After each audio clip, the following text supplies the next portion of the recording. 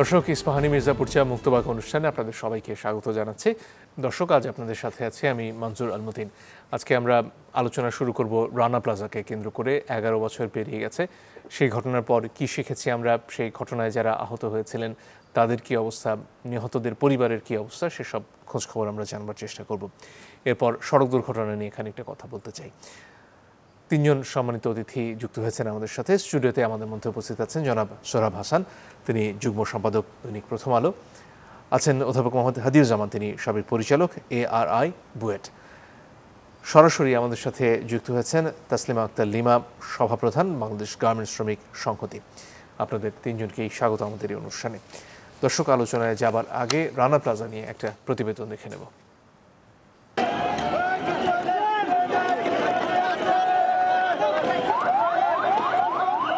২৪ April ২০১৩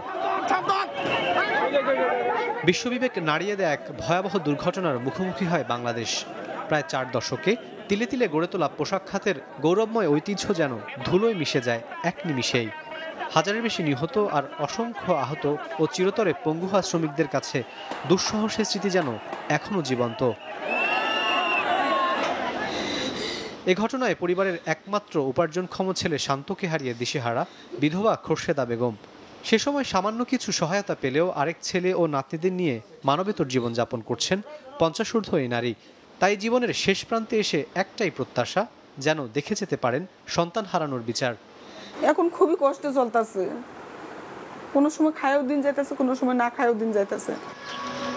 দুর্ঘটনায় প্রাণে বেঁচে গেলেও কর্মক্ষমতা হারান সে সময়ের টকবগে যুবক মুনান খান। তাই বেঁচে থাকার তাগিদে হাত পাততে হচ্ছে আর ১০ জনের কাছে। সাভারে বেসরকারি এই সংস্থার সহায়তায় চিকিৎসা নিলেও পেটের দায়ে শারীরিক সীমাবদ্ধতা নিয়ে পণ্য ফেরি করেন মাঝে মধ্যেই। বাইসে থাকার চেয়ে না থাকাই ভালো, এইভাবেই জীবনযাপন করতেছি। তা আমার মনে হয় এই জীবন থাকবো না বেশি দিন। কীভাবে চিকিৎসা নিব না পেট চালামো। গেল ১১ বছরে দেশের তৈরি পোশাক খাতে এসেছে বড় পরিবর্তন। পরিবেশ বান্ধব কারখানা স্থাপনে বাংলাদেশে এখন ধরাছোঁয়ার বাইরে। কিন্তু অত্যাধুনিক এসব অবকাঠামো আর বড় বড় বিনিয়োগ কতটা নিশ্চিত করতে পেরেছে শ্রমিকদের ন্যায্য অধিকার? দীর্ঘমেয়াদী যে সমস্ত শ্রমিক যারা কিনা এক ধরনের পঙ্গুত্ব বরণ করেছেন এবং এখনও কাজে যেতে পারেনি, তাদের জন্য যে দৃষ্টিভঙ্গি থেকে বড় একটা অর্থ দেওয়া হয়েছিল সেটি আসলে কাজে লাগেনি। উদ্যোক্তারা মনে করেন বাংলাদেশের পোশাক খাত এখন আগামীর বিশ্বে নেতৃত্ব দিতে সক্ষম, যার উপর দাঁড়িয়ে রচিত হবে ২০৪১ সালের উন্নত বাংলাদেশের স্বপ্ন। বিজিএমই এর সফল নেতৃত্ব এবং সরকারের সফল নেতৃত্ব মিলে এবং ব্র্যান্ডগুলোর আমাদের উপরে আস্থা, এই তিনটা জিনিস একত্রে কিন্তু আমাদেরকে আজকে এই জায়গায় নিয়ে এসেছে। আইএলওর হিসাবে ওই দুর্ঘটনায় নিহত হন ১১৩২ জন শ্রমিক। শুরুতেই তাসলিমা আক্তার লিমা, আপনার কাছে আসতে চাই।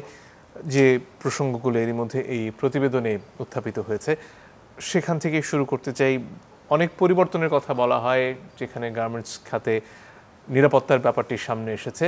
এখন আসলে এই পরিবর্তনগুলোর পরেও শ্রমিকদের মাঝে মাঝে তাদের মজুরি বাড়ানোর জন্য আন্দোলন করতে আমরা দেখি, সেখানেও তারা নানানভাবে নির্যাতিত হন।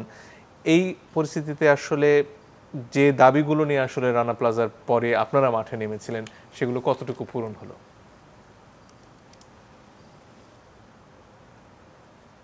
ধন্যবাদ মুক্তবাককে আজকে আলোচনার জন্য। প্রথমে আমি রানা প্লাজায় যে হাজারো প্রাণ ও স্বপ্ন হারিয়েছে তাদেরকে স্মরণ করতে চাই।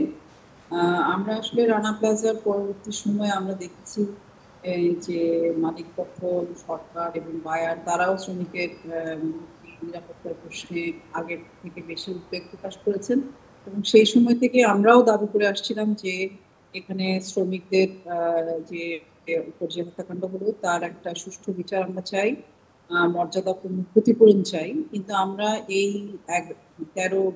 আজকে ১১ বছর হলো, এই ১১ বছরে এসে পোশাক খাতের যত উন্নয়ন আমরা দেখছি যে তখন $50 বিলিয়ন স্বপ্ন দেখিয়েছিলেন উদ্যোক্তারা, বর্তমানে $100 বিলিয়ন স্বপ্ন কথা তারা বলছেন। সেটা নিশ্চয়ই আমাদের জন্য একটা ভালো দিক অর্থনীতির, এবং অনেক গ্রিন ফ্যাক্টরি হয়েছে। ফলে মালিকদের যে পরিমাণ উন্নয়ন হয়েছে বা এই অর্থনৈতিক খাতের যে উন্নয়ন হয়েছে সেই একই মাত্রায় আসলে আমাদের রানা প্লাজার ক্ষতিগ্রস্তদের বা বাংলাদেশের পোশাক শ্রমিকদের জীবন হচ্ছে আমরা বলতে পারছি না, কারণ 11 বছরেও দোষী যে সোহেল রানা ছিলেন এবং যারা ভবন অনুমোদন দিয়েছেন সরকারি কর্মকর্তা সহ কারখানার মালিক, তারা কিন্তু এখনো তাদের বিচার প্রক্রিয়া সম্পন্ন হয়নি। ফলে আমরা আন্দোলন করে আসছি, কিন্তু আমাদের বিচার ব্যবস্থা নিয়েও আমাদের মধ্যে উদ্বেগের জায়গা তৈরি হচ্ছে। পুরো বিচার ব্যবস্থার কে আসলে বিচার পাবে, কে পাবে না, কে গ্রেপ্তার হবে, কে হবে না, কে জামিন পাবে, পুরো বিষয়গুলো যেন এখন একটা রাজনৈতিক বিষয়ে পরিণত হয়েছে। এবং সারা দুনিয়ার ইতিহাসে রানা প্লাজা হচ্ছে তৃতীয় বড় ঘটনা, কিন্তু এরপরেও যখন আমরা এখানে বিচারের বিষয়টা দেখছি না, এখানে বলা হচ্ছে আপনারা জানেন নিশ্চয়ই যে সাক্ষী পাওয়া যাচ্ছে না। আমার মধ্যে কাছে মনে হয় যে 24শে এপ্রিল নিজেই একটা বড় সাক্ষী। 24শে এপ্রিলের যে যারা আহত হয়েছেন, পঙ্গু হয়েছেন এবং যারা প্রাণ হারিয়েছেন, এদের কাছে তথ্য, এই তথ্যগুলো, এবং আমরা জানি যে যে তথ্যগুলোই প্রমাণ করে যে এইটা আর মানে এই মামলা নিষ্পত্তি না হওয়ার কোনো কারণ আমরা দেখি না। ফলে আমরা মনে করি যে এটা অবশ্যই দ্রুত করা দরকার। সরকারের সদিচ্ছার কোনো প্রতিফলন আমরা আসলে এখানে দেখতে পাচ্ছি না। এর পাশাপাশি যারা নিহত হয়েছিলেন তাদের পরিবারের ক্ষতিপূরণ পাওয়ার বিষয় বা যারা আহত হয়েছেন তাদের পুনর্বাসনের বিষয়গুলো সামনে আসে, সেখানে আসলে কতটুকু কাজ হয়েছে বলে আপনি মনে করেন? ক্ষতিপূরণের ক্ষেত্রে আসলে বাংলাদেশের যে শ্রম আইন, সেই শ্রম আইন অনুযায়ী 2013 সালে 1 লাখ থেকে 1.5 লাখ টাকা ছিল। এটা পরিবর্তন হয়েছে অবশ্যই, কিন্তু সেই পরিবর্তনের হারটা হচ্ছে 2 লাখ থেকে 2.5 লাখ টাকা।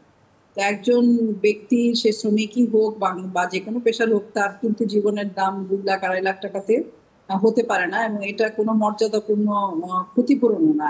শ্রমিক যে যার প্রাণ নাই হয়েছে, তার পরিবার যাতে টিকতে পারে এবং সে যে বেঁচে থাকলে যে পরিমাণ তার আয় করার সক্ষমতা ছিল, সেই আয়, তার উপর নির্ভরশীল যারা আছে, সেই সমস্ত হিসাব নিকাশ করেই কিন্তু আমরা বলেছিলাম যে এক জীবনের ক্ষতিপূরণ আমরা চাই। কিন্তু আমরা দেখেছি যে যেই এটা আসলে শ্রমিকের জন্য মর্যাদাপূর্ণ না। এটা শুধু রানা প্লাজার বিষয় না, রানা প্লাজার সময় অনেকে বিদেশি বায়ারদের, ব্র্যান্ডদের যে অনুদান পেয়েছিলেন, সেটা আসলে অনুদান কোনো আইনি অধিকার নেই। ফলে আইনি অধিকারটা প্রতিষ্ঠিত হওয়া অনেক বেশি জরুরি। বাংলাদেশের পোশাক খাত এখন অনেক উন্নয়ন হয়েছে এবং অনেক স্থিতিশীল হয়েছে। আমরা করোনার সময় বা বিশ্ব অর্থনীতির যে নানা রকম সংকটকাল দেখছি, এই সমস্ত কিছুর পরেও কিন্তু আমরা সরকারি তথ্য অনুযায়ী দেখছি যে পোশাক খাত বারবার ঘুরে দাঁড়াচ্ছে। কিন্তু যদি ঘুরেই দাঁড়ায়, তাহলে শ্রমিকদের ক্ষতিপূরণের যে মানদণ্ড, সেটা কেন এই পর্যায়ে থাকবে, সেই প্রশ্নটা আমরা করতে চাই। এবং আমরা মনে করি শ্রম আইনটাকে বদল করা দরকার। ক্ষতিপূরণের মর্যাদাপূর্ণ একটা ক্ষতিপূরণ শ্রমিকদের জন্য হওয়া দরকার। জি, ধন্যবাদ। জনাব সোহরাব হাসান, আপনার কাছে পর্যায়ে আসতে চাই। রানা প্লাজার মতো একটা ঘটনা থেকে গার্মেন্টস খাতে অনেক পরিবর্তনের কথা আমরা শুনছিলাম, যেখানে নিরাপত্তার বিষয়টি সামনে এসেছে। সেখানে বিদেশি যারা বিনিয়োগকারী, যারা ক্রেতা, তাদের একটা বড় ভূমিকা ছিল এবং তাদের প্রত্যক্ষ তত্ত্বাবধানে এই পরিবর্তনগুলো ঘটেছে। কিন্তু প্রশ্ন আসে অন্যান্য ক্ষেত্রে, যখন আমরা কয়েকদিন আগে বেলি রোডের মতো দুর্ঘটনা দেখি বা সড়কের দুর্ঘটনার প্রসঙ্গে একটু পরে আসব, এইসব ক্ষেত্রে আমরা দেশীয় উদ্যোগে আমাদের মতো করে এই পরিবর্তনগুলো কেন আনতে পারি না? আসলে আমরা সরকার বলি, মালিক বলি, আমরা বাধ্য না হলে কিছু করি না। এই যে রানা প্লাজার এত বড় দুর্ঘটনার পর বা এত প্রাণ চলে যাওয়ার পর বিদেশি ক্রেতারা পোশাক কেনা বন্ধ করে দেওয়ার হুমকি দিয়েছে। কর্মপরিবেশ উন্নত না করলে, শ্রমিকদের ন্যূনতম সুযোগ সুবিধা না দিলে, সে কারণেই কিন্তু সরকার এবং মালিকপক্ষ বাধ্য হয়ে যেটুকু করেছে সেটা বাধ্য হয়ে। এর আগে আমরা দেখেছি যে এই তৈরি পোশাক শিল্পে অনেক শিশু শ্রমিক ছিল, সেটাও কিন্তু ক্রেতাদের চাপের কারণেই আমরা সেটি এখানে তাদেরকে বাদ দেওয়া হয়েছে। সুতরাং এক ধরনের আমাদের যে সম্মিলিত ব্যর্থতা, সম্মিলিত অনিচ্ছা, সম্মিলিত দায়িত্বহীনতা, অবহেলা প্রতিটি ক্ষেত্রে। আপনি যেটা পরবর্তীকালে যে সড়ক দুর্ঘটনা বা বেলি রোডের দুর্ঘটনা বা এরকম তো হরহামেশাই ঘটছে। আজকেই সাজেকে 6 জন শ্রমিক মারা গেছেন। তো সেখানে সে সংখ্যা বেড়ে 9 জন হয়েছে। সেখানে 9 জন হয়েছে এবং বাকি যারা বেঁচে আছে তারাও তো জীবনমৃত। যে প্রশ্নটি আসছে তো তসলিমা আপা বললেন যে প্রথম হচ্ছে তাদের ক্ষতিপূরণ। এই পরিবারগুলো আমরা দুজন নারীর আহত নারী শ্রমিকের যে কান্না হাজারি শুনলাম, তাতে কি মনে হয় যে আমাদের পোশাক শিল্পের উন্নতি হয়েছে? তাদের সেই উন্নয়ন তাদেরকে স্পর্শ করেছে? করেনি। তাদের আমরা পুনর্বাসন করিনি, করতে পারিনি। তাদের পরিবার পরিজনদের কি বলে ন্যূনতম সুযোগ সুবিধা নিয়ে বেঁচে থাকবে, একটা স্বাচ্ছন্দ্যে জীবনযাপন করবে, সেটাও করা হয়নি অনেকেরই। হ্যাঁ, অনুদান কিছু পেয়েছে, কিন্তু কেন ক্ষতিপূরণ পাবে না, উপযুক্ত ক্ষতিপূরণ? সম্ভবত তাজরিনের ঘটনার পর কিন্তু একটি কমিশন করা হয়েছিল, যেখানে এই যে যারা মারা গেছেন তারা যদি যার 30 বছর বয়সে মারা গেছেন তার বয়স 60 ধরে এই বাকি 30 বছর তিনি যে উপার্জন করতেন সেটি ধরেই কিন্তু ক্ষতিপূরণ দেওয়ার কথা, যেটা তসলিমা আপা বললেন। আমাদের এক ধরনের কি বলে যে আমরা কোনোভাবে সময়টা পার করা, অর্থাৎ ক্রেতারা যেহেতু আপত্তি জানিয়েছে সেই আপত্তি দূর করার জন্যে, কিন্তু সত্যিকারভাবে শ্রমিকদের স্বার্থ রক্ষা, শ্রমিকদের পোশাক উন্নয়নের সঙ্গে সঙ্গে পোশাক ব্যবসার উন্নয়নের সঙ্গে শ্রমিকদের মান উন্নয়নের কথা চিন্তা করে না। যখনই নতুন তসলিমা আক্তার আরেকটা প্রসঙ্গ তুলেছেন, সেটা হচ্ছে বিচারের ব্যাপারে। তারা যেটা শুনতে পেয়েছেন যে এখানে সরকারের তরফ থেকে বলা হচ্ছে যে সাক্ষী পাওয়া যাচ্ছে না। আমরা নির্বাচনের আগে দেখেছিলাম যে কিছু কিছু মামলায় অতি দ্রুত গতিতে সাজা হয়েছে। এই মামলাগুলোর ক্ষেত্রে সরকারের কি সদিচ্ছার অভাব, নাকি আসলে এই সমস্যাগুলো বাস্তবে? সদিচ্ছার অভাব তো আছেই, কারণ এর সঙ্গে সংশ্লিষ্ট যারা তদন্ত করেন, আইনশৃঙ্খলা রক্ষাকারী বাহিনী, এবং যারা অভিযুক্ত তারা ক্ষমতাসীন দলের সঙ্গে যুক্ত। সুতরাং এক ধরনের তাদের মধ্যে তো যোগসাজশ অস্বীকার করা যায় না। আপনি যেটা বললেন যে শুধু অন্য ক্ষেত্রে না, আপনি ক্যাসিনো অভিযান যখন চালানো হলো, ক্যাসিনো বিরোধী, তখন দেখা গেল যে সরকার মনে হলো যে বাংলাদেশ থেকে ক্যাসিনো উচ্ছেদ করবে এবং ক্যাসিনোর সঙ্গে জড়িত যারা তাদেরকে দেশ থেকে বিতাড়িত করবে বা জেলখানার বাইরে আর কখনোই আসতে দেবে না।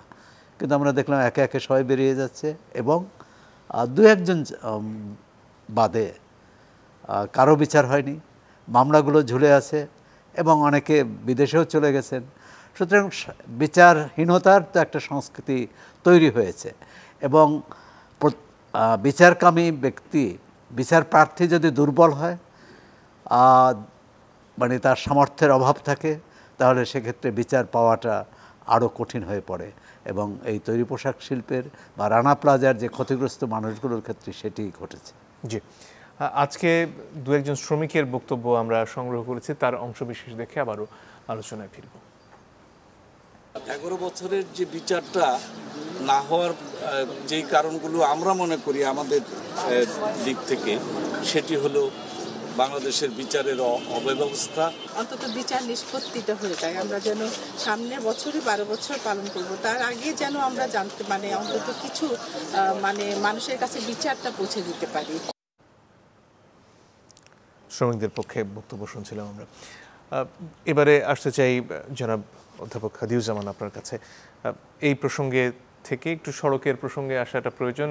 ঈদ যাত্রা হয়ে গেল, এবারও 400 বেশি মানুষ মারা গেছেন, অন্তত কিছু গণমাধ্যমের হিসেবে সংখ্যা আরও বেশি হতে পারে।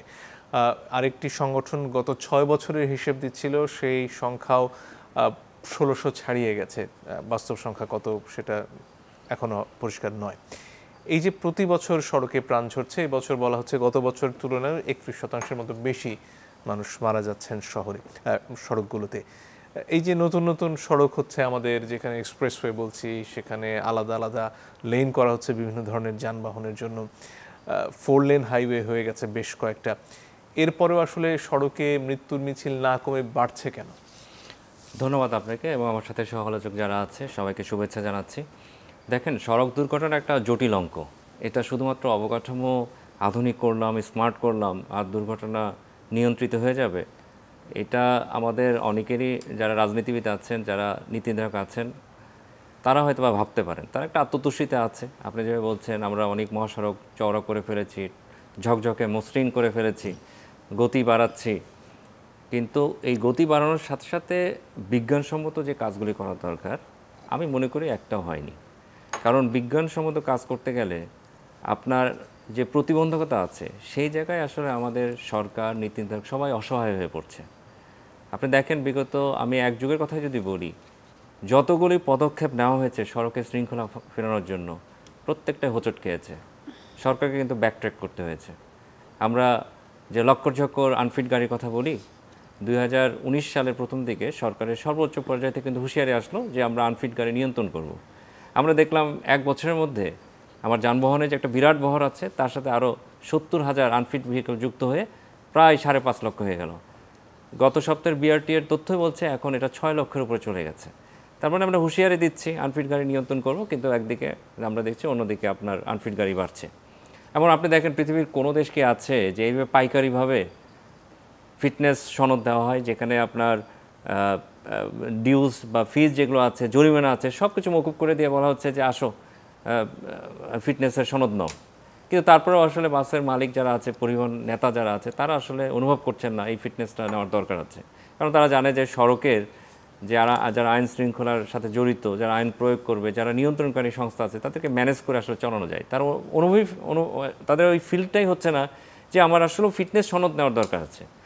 এবং এমনকি আপনি জানেন যে চালকের যে অভিজ্ঞতার যে সনদের কথা আমরা বলি, সেই ক্ষেত্রেও কিন্তু বারবার কম্প্রোমাইজ করা হয়েছে।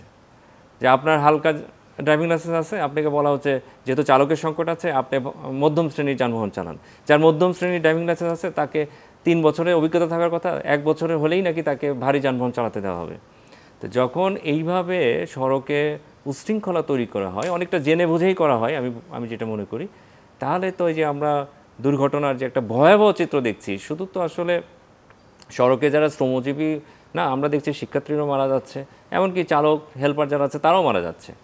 কিন্তু আসলে যারা, আমি মনে করি যারা আসলে বড় স্টেক হোল্ডার, আমি যদি মনে করি যে আমি যেভাবে দেখি আসলে মালিকরা কিন্তু এখানে একটা বড় স্টেক হোল্ডার। কিন্তু মালিকরা আসলে এই যে আনফিট যানবাহন, আনফিট চালক, তাদের হাতে যানবাহনটি তুলে দিচ্ছে। এবং যে আমরা এখন শ্রম আইন নিয়ে কথা বলছি বা যে ওয়েজেস নিয়ে কথা বলা হচ্ছে, সেখানে যেভাবে আসলে কম্প্রোমাইজ করা হয়, এই যে মজুরির কথা বলি আমরা, এই মজুরি দিয়ে আপনি কিভাবে একজন ফিট চালক পাবেন? আসলে এইখানে আমাদের মানে যারা শ্রমজীবী মানুষ আছে প্রত্যেকটা সেক্টরেই তারা নিগৃহীত। আমরা অনেক সময় দুর্ঘটনা হলে চালককে দোষ দিই যে চালক ঘাতক, কিন্তু দেখেন যারা মালিক আছে তারা তো তাদেরকে ট্রিপ ভিত্তিতে একটা যানবাহন দিয়ে বলছে তুমি দিন শেষে আমাকে এত টাকা দিবা। তো শ্রমিক তো সড়কে নেমে বেপরোয়া হবেই, সে তো বেশি গতিতে গাড়ি চালাবেই। আমরা গতির কথা বলছি, আমরা আসলে আমি মনে করি যে আমরা অনেকটা সিমটমস নিয়ে কথা বলছি, যে গতি, বেপরোয়া মনোভাব, বেপরোয়া ওভারটেকিং। কিন্তু মূল যে কারণটা যে মালিকদের নিয়ন্ত্রণ করা, সেই জায়গায় কিন্তু আমাদের সরকার বলি আর নীতি নির্ধারক বলি তারা পারছেন না, তারা অসহায় হয়ে পড়ছেন। তার কারণ হচ্ছে আসলে এখানে পরিবহন সেক্টরে যে আমরা সবসময় বলি একটা বিশাল সিন্ডিকেট আছে, একটা আনহোলি নেক্সাস কাজ করে। এখানে শুধু পরিবহন মালিক না, এখানে যারা রাজনীতি করেন, প্রভাবশালী যারা রাজনীতি আছেন, এমনকি সংসদে বসে যারা আইন তৈরি করছেন, তারাও আসলে এই আনহোলি নেক্সাসের একটা অংশ। তো এই যে দুষ্টু চক্র বা আনহোলি নেক্সাসের কথা বলছি, এটা যদি ভাঙা না যায় তাহলে আপনার সড়কের যত ধরনের, আমি উশৃঙ্খলার কথা বলছি, বিজ্ঞানসম্মত কাজ করার যে একটা বড় প্রতিবন্ধকতার কথা বলছি, এই প্রতিবন্ধকতা আপনি আসলে দূর করতে পারবেন না। আর প্রতিবন্ধকতা যদি দূর না করতে পারেন, আপনি সড়কে বিজ্ঞানসম্মত কোনো কাজ করতে পারবেন না, এই উশৃঙ্খলতা থেকেই যাবে এবং দেখা যাবে দুর্ঘটনাগুলি হবেই। এবং আমরা কিন্তু সর্বশেষ দেখলাম এই যে সড়ক পরিবহন আইন, যেটা নিয়ে আপনি জানেন যে শিক্ষার্থী আন্দোলন পুরো বাংলাদেশই প্রকম্পিত হয়েছিল, এই আইনটা সেটা প্রয়োগের আগে আমরা দেখলাম আইনটা যেভাবে আসলে খণ্ডিত বিখণ্ডিত করা হলো, পোস্টমর্টেম করা হলো, এমনভাবে সংকোচন করা হয়েছে, এটা আসলে এখন আমি বলবো যে জনবান্ধব না হলেও অনেকটা মালিক শ্রমিক বান্ধব হয়েছে। তো এই আইন প্রয়োগ করে আমাদের যে স্পিরিট ছিল যে সড়কে শৃঙ্খলা ফেরাবো, সেটা হোঁচট খেয়ে গেছে। সেই জন্য আমি বলছি আসলে বিজ্ঞানসম্মত যত কাজ করতে চেয়েছে সরকার, সবসময় ব্যাকট্র্যাক করতে হয়েছে একটা গোষ্ঠী বা ব্যক্তিগত স্বার্থের কাছে। জি, ধন্যবাদ। আমরা ফিরে আসবো তাসনিমা আক্তার লিমা আপনার কাছে। শ্রমিকদের এই কদিন আগেও আবারও মাঠে নামতে হয়েছিল তাদের মজুরির অধিকার আদায় করার জন্য। খানিকটা বৃদ্ধি হলেও কতটুকু আসলে সেটা প্রয়োজন মাফিক হয়েছে সেটা নিয়ে হয়তো প্রশ্ন খানিকটা থেকে গেছে। এছাড়াও আর কি কি সমস্যা এই মুহূর্তে শ্রমিকরা রয়েছেন, বিশেষত বড় বড় কারখানাগুলো বাদ দিয়ে অন্য সব কারখানায় কতটুকু তাদের নিরাপত্তা নিশ্চিত হয়েছে, সেগুলো নিয়েও আপনার কাছ থেকে একটু শুনতে চাই। কিছুদিন আগেই মাত্র আমরা মজুরি আন্দোলনের মধ্য দিয়ে শ্রমিকদের বেতন 12,500 হয়েছে।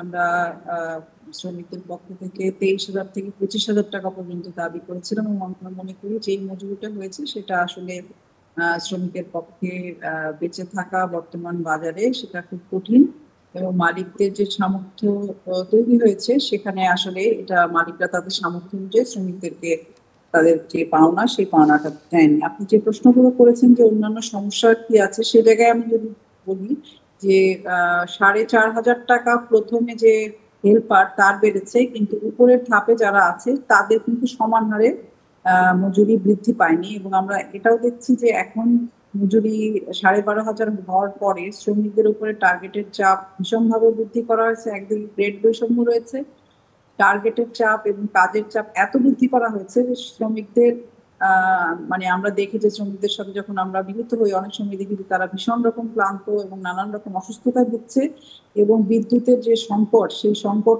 মোকাবেলা করতে গিয়েও কিন্তু শ্রমিকরা একটা হিমশিম অবস্থার মধ্যে আছেন।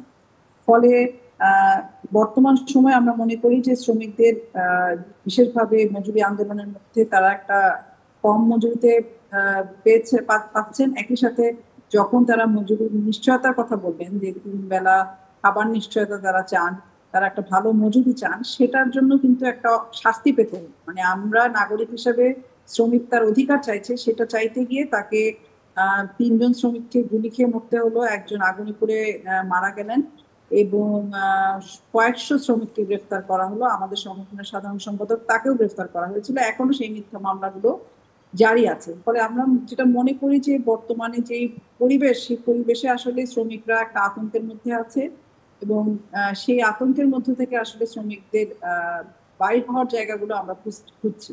আর আরেকটা প্রসঙ্গ নিয়ে আমি একটু বলতে চাই, আপনারা একটু আগে আলোচনা করছিলেন যে আমাদের বায়ারদের ভূমিকার কথা, যে বায়ারদের চাপের কারণে হয়তো অনেক সময় আমাদের মালিকরা বাধ্য হন কিছুটা পরিস্থিতির বদল ঘটাতে, কিন্তু বিদেশি বায়ার যারা বাংলাদেশে সস্তা শ্রম খোঁজার জন্য আসেন তারা কিন্তু আমরা মনে করি যে রানা প্লাজা বা বর্তমানে শ্রমিকদের বাকি যারা জীবিত শ্রমিক আছে 40 লাখ, তাদের যে দুরবস্থা সেটার জন্য শুধু যে বাংলাদেশের মালিকরা দায়ী তা না, এটার সাথে আসলে সরকার এবং বিদেশি বায়ারদেরও দায়িত্ব আছে। তারা যখন বলেন যে বাংলাদেশের পরিবেশ ভালো না, ফলে বাংলাদেশ থেকে কাপড় কিনবেন কিনা বা বাংলাদেশে অর্ডার দেবেন কিনা, তখন আসলে একভাবে তারা একপাক্ষিকভাবে বাংলাদেশের যে উদ্যোক্তা আছেন তাদেরকেই শুধুমাত্র দায়টা দিতে চান। কিন্তু তারা যদি প্রত্যেকটা প্রোডাক্টের দাম বৃদ্ধি না করে, সেই ক্ষেত্রে কিন্তু আমাদের দেশের মালিকরা তাদের অবস্থা অনুযায়ী যত উন্নয়নই হোক তারাও একটা সুযোগ পায়। ফলে এই দায়টা শুধু বাংলাদেশি মালিকদের নয়, এটা বায়ারদেরও। ফলে এই ক্ষেত্রে আমার মনে হয় যে আমাদের প্রত্যেকের দায়ের জায়গাটাকেই সামনে আনা দরকার। আর পুরো প্রক্রিয়ার মধ্যে দিয়ে আমরা দেখেছি রানা প্লাজার ক্ষেত্রে বিশেষভাবে যেভাবে মালিক, সরকার এবং বিভিন্ন সংস্থা যেভাবে অনুদান দিয়েছে, সেটা আসলে অনুদান দেওয়ার ধরন, বিভিন্ন প্রশিক্ষণ, পুনর্বাসনের নামে যে ধরনের প্রশিক্ষণ দেওয়া হয়েছে, যেভাবে শ্রমিকদেরকে সাহায্য সহযোগিতা করা হয়েছে, সেটা কিন্তু শ্রমিকদেরকে বিচারের দাবির থেকে অনেক বেশি কেবল আর্থিক সহযোগিতায় সমাধান এভাবে একটা জায়গায় তাকে ঠেলে দেওয়া হয়েছে। তার আইনি অধিকারটা নিশ্চিত না করে শ্রমিকরা যাতে বিচারের দাবি না করে, তারা যাতে ক্ষতিপূরণের আইন বদলের দাবি না করে এবং সেই জায়গায় ঠেলে দেওয়ার চেষ্টা করা। এখানে আরেকটা ব্যাপার আপনার কাছে জানতে চাই, সেটা হচ্ছে শ্রমিকদের চাকরির যে নিরাপত্তা। একটা অভিযোগ অনেক সময় শোনা যায় যে যখন তারা অভিজ্ঞ হন, যখন তাদের বেতন বাড়ে, তখন একটা প্রবণতা রয়েছে কিছু কিছু গার্মেন্টস মালিকের যারা মনে করেন যে এই বেশি বেতন দিয়ে একজন শ্রমিককে রাখার চেয়ে আরো নতুন একজনকে নিয়ে আসলে তাকে আবার ন্যূনতম বেতনে কাজ করানো যাবে। এটা কতটুকু বাস্তব?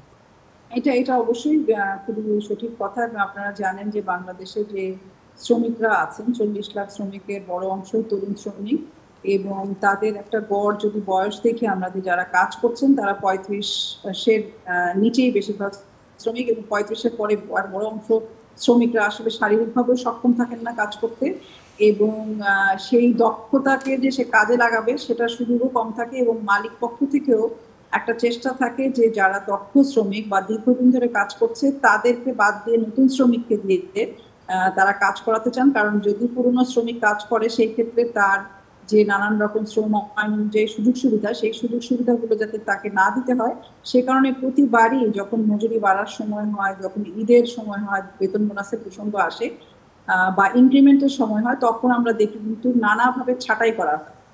যারা দীর্ঘদিন ধরে একটা পদে কাজ করছেন তাদেরকে ছাঁটাই করা হয়, অনেক সময় যারা তরুণ শ্রমিক তাদেরকেও ছাঁটাই করা হয়। এবং এইটা কিন্তু আমার মনে হয় যে এটা একটা মানে নিয়মিত বন্দোবস্ত হয়ে গেছে মালিকদের, এবং ওনারা এবার যে গ্রেড বৈষম্যটা করেছেন সেটাই আমি মনে করি যে মজুরির সবচেয়ে বড় ফাঁকি। প্রথমত ওনারা শ্রমিকদের যে দাবি ছিল 23 থেকে 25,000 টাকা, সেটা ধারে কাছেও তারা যায়নি। এবং দ্বিতীয়ত তো ওনারা 12,500 টাকা করেছেন প্রথম ধাপে, এবং পরের ধাপগুলোতে যে শ্রমিকরা ছিলেন তাদের কিন্তু এমনিতেই ইনক্রিমেন্ট এবং ইনফ্লেশন এই দুটাকে যদি আমি হিসাব করি, এমনিতেই তাদের মজুরি আগের চেয়ে বাড়ার কথা, কিন্তু তাদেরকে কিন্তু উপরের গ্রেডগুলোতে সেই হারে, যেখানে সমান হারে যে বৃদ্ধিটা হওয়ার কথা সেটা হয় না। এবং সেখানেও কিন্তু আন্দোলন যখন শ্রমিকরা করেছে, নানাভাবে আন্দোলন দমন করার চেষ্টা করা হয়েছে। তো এইরকম একটা গুমট অবস্থার মধ্যে আমরা আছি, যেখানে আমাদের সংসদে মানে সরকার এবং আমাদের মালিক পক্ষরাও সংসদে আছেন, মজুরি বোর্ডেও যারা থাকেন, দেখা যায় যে মজুরি বোর্ডের মালিক পক্ষ, শ্রমিক পক্ষ বা সরকার পক্ষ, তিন পক্ষই আসলে আলাদা করে তাদেরকে কোনো মানে চিহ্নিত করা খুব মুশকিল হয়ে যায়। তাহলে তাসলিমা আক্তার, এইরকম একটা অবস্থার মধ্যে আমরা আছি। জি, এই শ্রমিকরা যারা 35 বছর পর্যন্ত কাজ করছেন, তাদের শারীরিক সক্ষমতার একটা বড় অংশ এখানে ব্যয় করে অসুস্থ অবস্থায় হয়তো কাজ ছেড়ে যাচ্ছেন, তাদের ভবিষ্যৎটা কি? তারা কোথায় যাচ্ছেন? তারা কি করছেন? আমরা আসলে যদিও আমাদের শ্রমিক সংগঠন হিসেবে খুব গবেষণা করার সুযোগ হয় না, কিন্তু আমরা আমাদের কাজের অভিজ্ঞতা দেখি অনেক শ্রমিক গ্রামে ফিরে যায়, এবং অনেক শ্রমিককেই খুব অল্প মানে যেখানে একটা মধ্যবিত্তের জন্য কিন্তু 35 অনেক, আমরা ভাববো যে অনেক তরুণ একটা সময়, একটা বেশ একটা সম্ভাবনাময় বয়স এটা, কিন্তু শ্রমিকদের বেশিরভাগ ক্ষেত্রে নারী এবং পুরুষ শ্রমিক, নারী শ্রমিকদের বেশিরভাগই নানান রকম রোগে শোকে ভোগেন, এবং তারা আসলে কোনো না কোনো ভাবে পরিবারের অন্য সদস্যদের উপরেও অনেকটা নির্ভরশীল হয়ে যেতে হয় অনেক অল্প বয়সে, এবং তাদের যে কর্ম আয়ু সেটাও অনেকটাই কমে যায়। মানে তাদের জীবনের যে কাজ করার ক্ষমতা সেটা তারা আসলে আগেই অনেকটা ক্ষয় করে ফেলেন এবং ক্ষয় করতে বাধ্য হন। অনেকটা আমার কাছে যেটা মনে হয়, আমি অনেক সময় বলে থাকি যে নিজের শরীর খেয়ে বেঁচে থাকা, মানে সে বেঁচে থাকার জন্য যে এইরকম পরিশ্রম করেন বা ওভারটাইম করেন। ওভারটাইমটা তো শ্রমিকের বাধ্যতামূলক হওয়ার কথা না, কিন্তু শ্রমিকরা নিজেরাই ওভারটাইম খোঁজেন যে কোন কারখানায় ওভারটাইম বেশি, কারণ সে যে বেতনটা পায় সেই বেতন দিয়ে তার পক্ষে চলা সম্ভব হয় না। ফলে সে ওভারটাইমটা করেন নিজের শরীরের উপর সর্বোচ্চ যে মানে চাপ, সেই চাপটা প্রয়োগ করে সেই চাপটা নিয়েই কিন্তু সে ওভারটাইম করছেন, এবং ওভারটাইম না করলে তার পক্ষে কোনোভাবেই টিকে থাকাও মুশকিল। জি, ধন্যবাদ। জনাব সোহরাব হাসান, আপনার কাছে পর্যায়ে আসতে চাই। এই যে শ্রমিকরা তাদের শরীর ক্ষয় করে একরকম উপার্জন করছেন, এবং তাদের উপরে দাঁড়িয়ে তো দেশের বৈদেশিক মুদ্রাগুলো আয় হচ্ছে, আমাদের অর্থনৈতিক ভিত্তি তৈরি হচ্ছে, কিন্তু তারা এই যে দুর্ঘটনা নিহত হলে 2-2.5 লাখ টাকা দিয়ে আমরা বিদায় করি, কিংবা যারা 35 বছরের পরেই আর কর্মক্ষম থাকছেন না, যখন আমরা বলছি আমাদের দেশের গড় আয়ু 70-এর বেশি, সেখানে এদের ব্যাপারে কি রাষ্ট্রের কোনো দায় নেই? এই যে সার্বজনীন পেনশনের কথা আমরা বলছি, সেখানে এদেরই বা সুযোগ কতটুকু, যারা 35-এ আসলে নিজেদের শরীরটাকে খুইয়ে ফেলছেন? না, সার্বজনীন পেনশন তো সবেমাত্র চালু করলো, এবং সরকার চালু করলো, এবং সেটি কতটা করতে পারবে সে ব্যাপারে খুব যে আগ্রহ বা খুব যে সাড়া পাচ্ছে তাও নয়, কিন্তু বিভিন্ন জায়গায় সরকার চেষ্টা করছে। বিশেষ করে তাদের প্রথম লক্ষ্য ছিল বিদেশিদের, প্রবাসী শ্রমিকদের ধরা, এবং সেটা হয়তো কিছুটা সফল হয়েছে। এই শ্রমিকরা মানবতা, এক কথায় যেটা বলা যায়, তসলিমা আক্তার যেটা বললেন, যে এদেরকে আমরা মানবতার জীবনযাপন করতে বাধ্য করছি, সে রাষ্ট্র মালিক মিলে। তো সেখানে মানবিক আচরণ যদি না করা হয় শ্রমিকদের প্রতি, তাহলে মানবিক তার যে মৌলিক অধিকারগুলো কিভাবে নিশ্চিত হবে? আপনি বললেন যে 35 বছর পর্যন্ত যদি কাজ করেন, যারা করছেন, হ্যাঁ, আমরা যদি 18 থেকে 35 ধরি, এরকমই এই 15-16 বা 17 বছর তারা কর্মক্ষম থাকেন, এরপর তারা কোথায় যান? তারা জনারণ্যে হারিয়ে যান, সেই পরিবারের উপর বোঝা হন। সেটা সন্তান হতে পারে, সেটা অন্য কোনো আত্মীয় স্বজন হতে পারে, আর না হলে আবার তার সেই সম্পূর্ণ অনিশ্চিত জীবন। এবং এই শ্রমিকরা, যেটা তসলিমা আক্তারের কাছেও শুনলাম, আমরাও জানি যে তারা যে মজুরি পান, সেই মজুরি থেকে জমানোর কোনো সুযোগ নেই। হ্যাঁ, এই পেনশনটা যদি 5 বছর 10 বছর আগে হতো, 20 বছর আগে হতো, তাদের হয়তো কিছুটা অর্থ, কিছুটা সঞ্চয় হতো, সেটি ভবিষ্যতে চলতে পারতো। এখন তো সেরকম কোনো ব্যবস্থা নেই। কিন্তু এই সার্বজনীন পেনশন শুরু হওয়ার আগে তাদেরকে একটা সঞ্চয়ের ব্যবস্থা করতে পারে। এক্ষেত্রে যারা শ্রমিক আন্দোলন করছেন তারা একটা উদ্যোগী ভূমিকা নিতে পারেন। আরেকটি ব্যাপার যেটা তসলিমা বললেন না, সেটা হলো এই মজুরি বা কাঠামোর, নতুন মজুরি কাঠামোর সঙ্গে কিন্তু বলছিলেন যে, সরকার বলছিলেন যে শ্রমিকদের রেশনিংয়ের ব্যবস্থা করা হবে, তো সেটা কিন্তু করা হয়নি। আর সুতরাং এই দাবিটাও সামনে নিয়ে আসা উচিত। আর যেসব মজুরি কাঠামোতে যেসব অসঙ্গতি আছে সেটি দূর করা। সার্বিকভাবে যে আমরা দেখুন, বাংলাদেশে এই যে ক্রেতাদের কথা বলছেন যথার্থই, বাংলাদেশের এত কিছু জেনেও ক্রেতারা যে আগ্রহ দেখাচ্ছে সেটা কম সস্তায় পণ্য পাচ্ছে বলে, সস্তায় কাপড় পোশাকটি পাচ্ছে বলে। কারণ বাংলাদেশের শ্রমিকদের মজুরি সবচেয়ে কম, এমনকি নেপাল, ভারত, শ্রীলঙ্কার চেয়েও কম। স্বাভাবিকভাবে সেখানে ক্রেতাদের আগ্রহ থাকবে। হ্যাঁ, ক্রেতাদের উপরও চাপ সৃষ্টি করতে হবে যে তারা যাতে বেশি দামে কেনে, এবং সেই বেশি দামে কেনার ফলটা যাতে শ্রমিকরা পান। আর শ্রমিকদের অবশ্যই আপনি যেটা বলছেন যে তাদের 35 বছর হোক, 40 বছর হোক, তারা যখন অবসর জীবনী ধরে নিতে পারি, সেই অবসর জীবনে তার একটা নিশ্চয়তা থাকতে হবে। আর এটি বিজেএমই ভূমিকা নিতে পারে, সরকার নিতে পারে, এবং শ্রমিক সংগঠনগুলো এ ব্যাপারে মনে করে যে দাবিটা জোরদার করা উচিত। তাদের অবস্থা অ্যানিমাল ফার্মের সেই ঘোড়া বক্সারের মতো না হয়ে যায়, যার অবসরে যাওয়ার কথা ছিল কিন্তু শেষ মুহূর্তে তাকে সেই যারা ঘোড়া চামড়া ব্যবসা করেন তাদের কাছে বিক্রি করে দেওয়া হলো। যাই হোক, সড়ক দুর্ঘটনা প্রসঙ্গে আপনার কাছে আসতে চাই। একটু আগে অধ্যাপক হাদিউজ্জামান বলছিলেন যে শ্রমিকদের সেখানেও তাদেরকে যেভাবে পরিশ্রম করানো হয় সে অনুযায়ী তাদের যে বেতনের কথা বিভিন্ন সময় বলা হয়েছে সেই ব্যবস্থা নেই, বরং বিশ্রাম বলুন বা অন্যান্য যে সুবিধা তাদের থাকার কথা সেগুলো এখানে নেই। এর পাশাপাশি সরকারের তরফ থেকে যখন বলা হয় এই দুর্ঘটনার ব্যাপারে, তখন অনেক সময় সেটা বিভিন্ন ধরনের যানবাহনের ধরনের উপরে, কম গতির যানবাহনের ব্যাপারে অভিযোগ আসে, অনেক সময় পথচারীদের ব্যাপারেও অভিযোগ আমরা শুনি।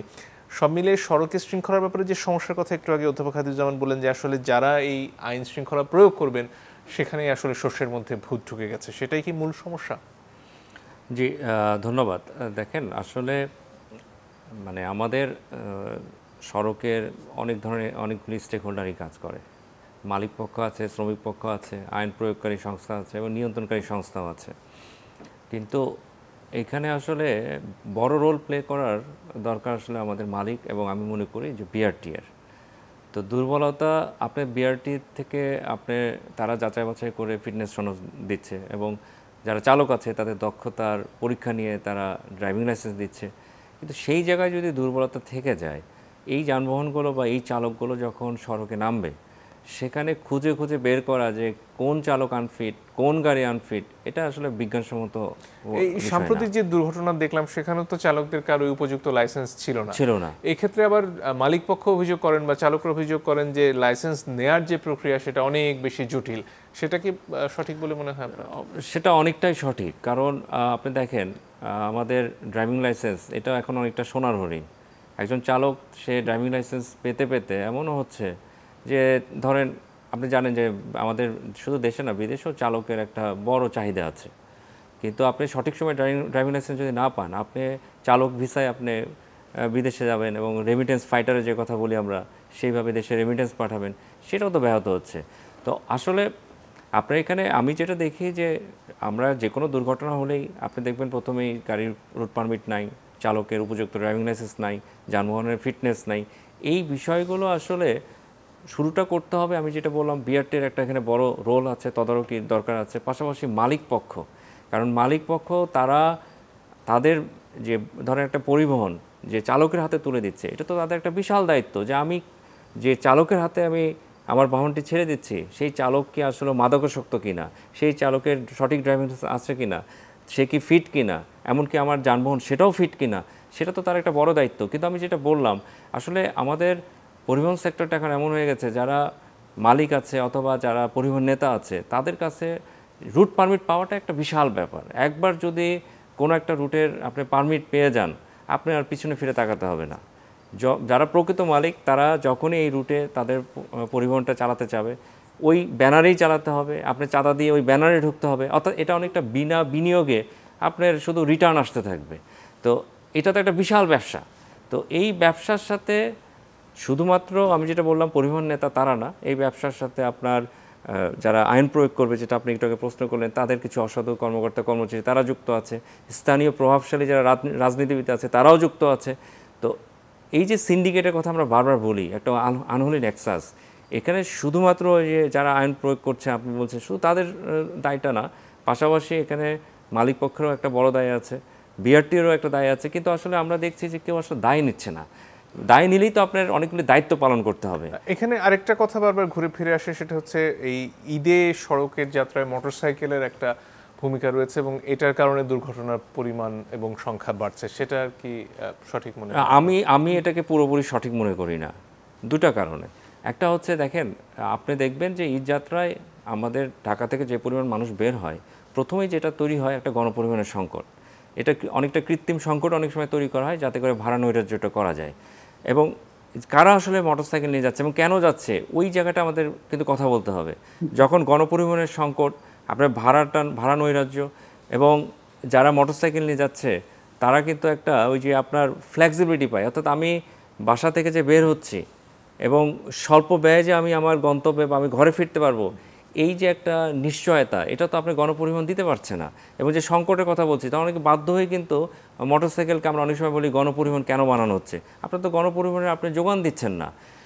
ঈদের সময় যে মোটরসাইকেল দুর্ঘটনা বাড়ে সেটা আসলে মূলত ঈদের দিন, ঈদের পরে 2 দিন যখন মহাসড়ক ফাঁকা থাকে, তখন উঠতি বয়সী তরুণ কিশোর যারা আছে, যাদের বয়স 15 থেকে 20 বছরের, তারা আসলে মহাসড়ককে অনেকটা রেসিং ট্র্যাক বানিয়ে সেখানে রেসিং করে। এবং এখন অনেকটা একটা কালচার বা সংস্কৃতি হয়ে গেছে ঈদ উদযাপন উপলক্ষে যে উঠতি বয়সী তরুণ কিশোরের কথা বলছি, অনেকে কিন্তু মাদক সেবন করে।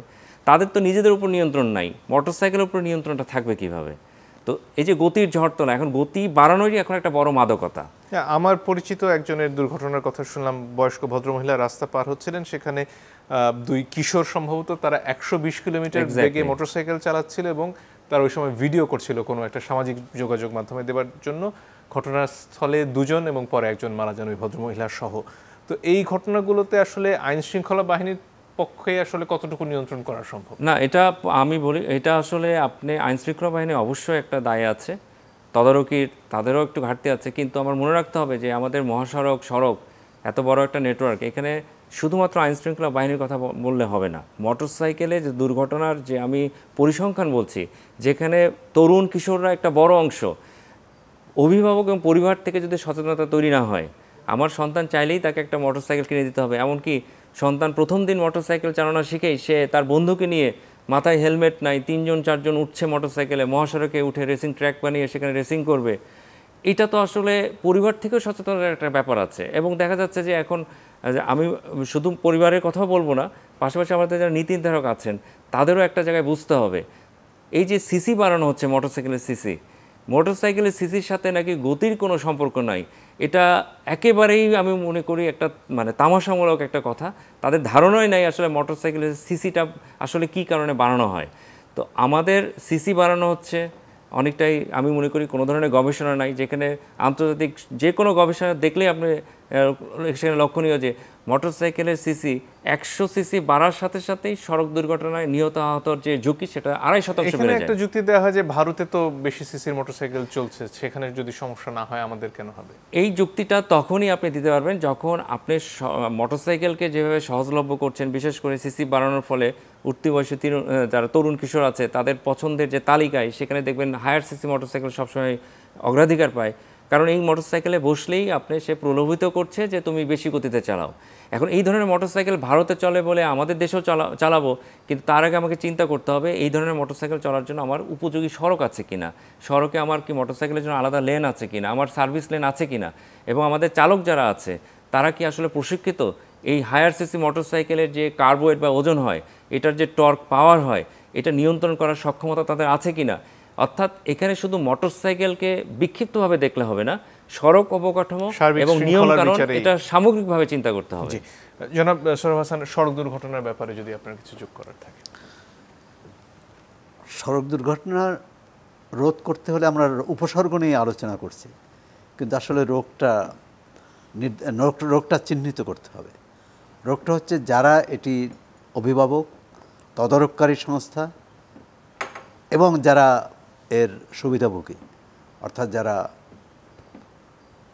যানবাহন ব্যবহার করেন, তারা কেউ আইন মানেন না।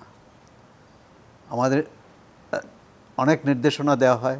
প্রধানমন্ত্রী 5 দফার নির্দেশনা দিয়েছিলেন যে মহাসড়কে কিভাবে গাড়ি চালাতে হবে, কত ঘন্টা বিশ্রাম নিতে হবে, কত ঘন্টা চালাতে হবে, বিশ্রামাগার থাকতে হবে। আমরা গত 7 বছরে কি দেখেছি এরকম কিছু হয়েছে? আছে? নেই। তাহলে নির্দেশনা দেওয়া হয়, সেগুলো মানা হয় না। আর তৈরি পোশাক খাতের যে শ্রমিক, তাদের অন্তত ন্যূনতম একটি মজুরি কাঠামো আছে, সড়ক পরিবহনে সেই কাঠামোটি নেই। এখানে 2,500 টাকা থেকে 10,000 20,000 টাকা পর্যন্ত এদের মজুরি, এবং কোনো রকম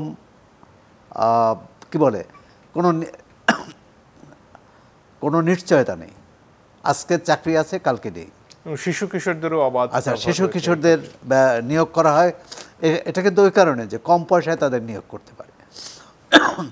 ফিটনেস এবং যোগ্য চালক বা শ্রমিক নিয়োগ না করার বড় কারণ হচ্ছে কম দামে পাওয়া যায়, কম মজুরিতে পাওয়া যায়। আর যদি এই চালক, আমরা বিদেশে যে ধরনের চালক দেখি, তাদের যোগ্যতা, সামর্থ্য, লেখাপড়া, তো এবং সেখানে দুর্ঘটনাও কম হয়, এবং সেক্ষেত্রে মালিককে যে বিনিয়োগ করতে হয়, সে বিনিয়োগটা করেন না। আরেকটা হচ্ছে যে তদারকি সংস্থা BRTA, একটা হচ্ছে যে এটা এই যে ঘুষের লেনদেন, মানে পয়সা দিলে লাইসেন্স পাওয়া যাবে, পয়সা না দিলে পাওয়া যাবে না, এবং বছরের পর বছর ঘুরতে হবে। সুতরাং মালিক শ্রমিক সেই কষ্ট কেন করতে যাবে? সবটা মিলে যে নৈরাজ্য, যে বিশৃঙ্খলা, আইনহীনতা, একটা যে কোনো প্রতিষ্ঠানের শৃঙ্খলা আনতে হলে আইনের শাসন দরকার, কিন্তু এই সড়ক পরিবহন ব্যবস্থায় সেটি নেই। আরেকটি হচ্ছে যে চক্র বা সিন্ডিকেট, যেটা অধ্যাপক হাদিউজ্জামান বলছেন, বোধহয় এটা সিন্ডিকেটের চেয়েও ভয়াবহ, মাফিয়া চক্র। এই মাফিয়া চক্রের হাতে জিম্মি। আপনি দেখুন, গত 15 বছরে তো আওয়ামী লীগ বিএনপি কোথাও একসঙ্গে কাজ করছে এরকম কোনো নজির নেই, কিন্তু এই পরিবহন খাতে কিন্তু আছে। যে সড়ক পরিবহন শ্রমিক ইউনিয়ন, সেখানে শ্রমিক পক্ষ, সেখানে বিএনপির লোক আছে, আওয়ামী লীগের লোক আছে। অন্য কোনো খাতে আপনি এরকম পাবেন না। যে এই যে আশ্চর্য সহ অবস্থান, সেটার একটাই কারণ হচ্ছে সেখান থেকে তারা কোটি কোটি টাকা তুলে নেয়। সুতরাং যে শ্রমিকদের নামে তারা ইউনিয়ন করে, শ্রমিকদের বঞ্চিত করে, যাত্রীদের মৃত্যুর মুখে ঠেলে দেয়, একই সঙ্গে চালকদেরও। কারণ যে কোনো যানবাহন যে দুর্ঘটনায় পড়ে, চালক তো আর রক্ষা পান না, সব ক্ষেত্রে রক্ষা পান না, কোনো কোনো ক্ষেত্রে হয়তো পান। তো সবটা মিলে এখানে কোনো আইন নেই। আইনের শাসন প্রতিষ্ঠা করতে হবে সড়ক পরিবহন ব্যবস্থায়। যদি সেটি না পারে, সরকার যদি না পারে, তাহলে এসব কথাবার্তায় কোনো কাজ হবে না।